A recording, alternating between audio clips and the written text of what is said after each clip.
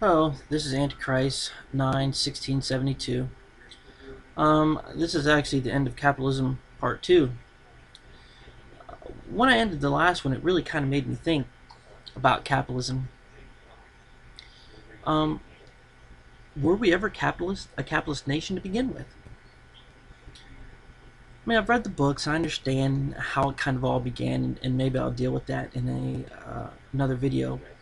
How America got to be capitalism, man, is definitely not a pretty story.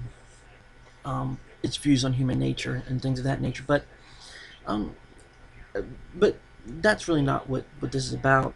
It's about, when this country started, were we really capitalist? I think an important thing about, African Americans, is we're always, it seems like we're here to show the American contradiction.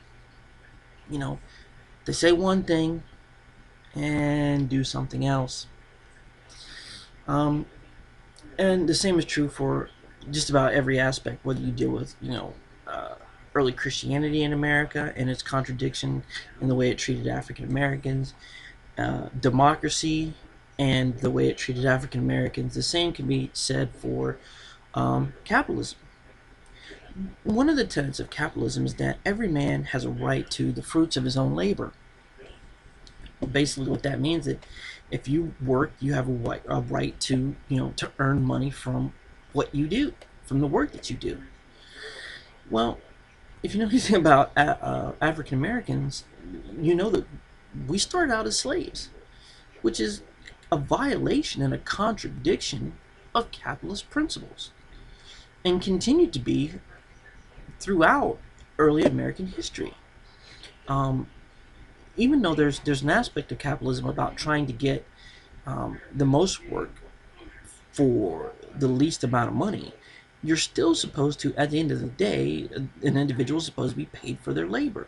I mean, there's supposed to be competition between um, individuals for jobs. But slavery was actually instituted to eliminate um, competition. If you read some of the early our early history, when slaves in certain places, like Virginia and D.C. I mean, a lot of us, think about slavery and we think about forced labor on plantations, picking cotton. And yes, those things definitely happen, but that's not the totality of um, the type of labor that slaves did.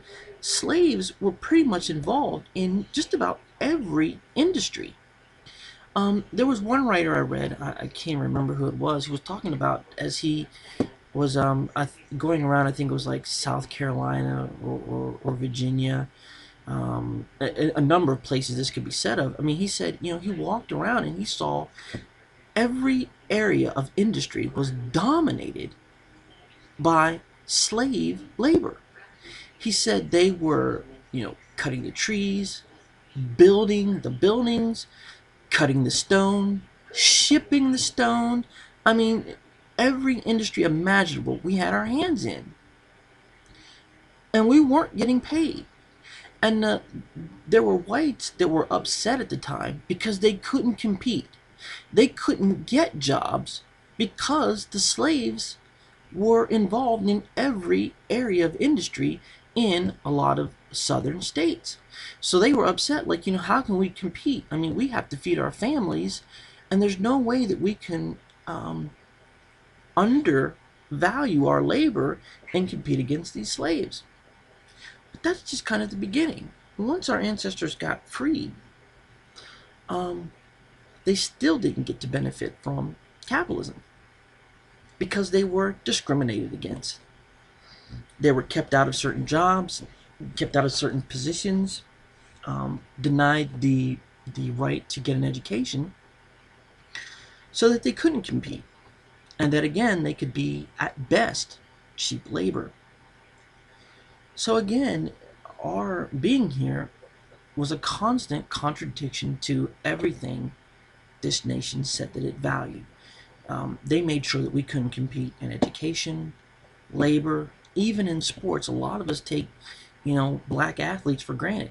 There was a time that it was thought that a black person couldn't compete physically against a white person and win.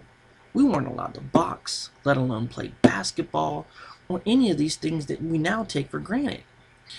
I would hope that, in that realization, that some of us would really start to challenge some of those stereotypes, because there are new stereotypes, and we've proven that we can dominate in athletics and sports. And I wouldn't care if another black person never broke another athletic record again ever. Now it's time to prove that we are capable, more than capable, of competing in every other area and industry. And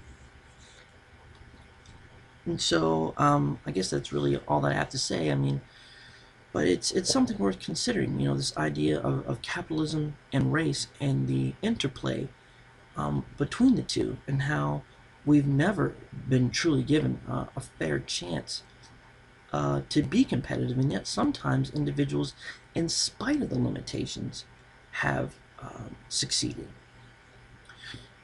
That's all for this video. More to come. Thank you.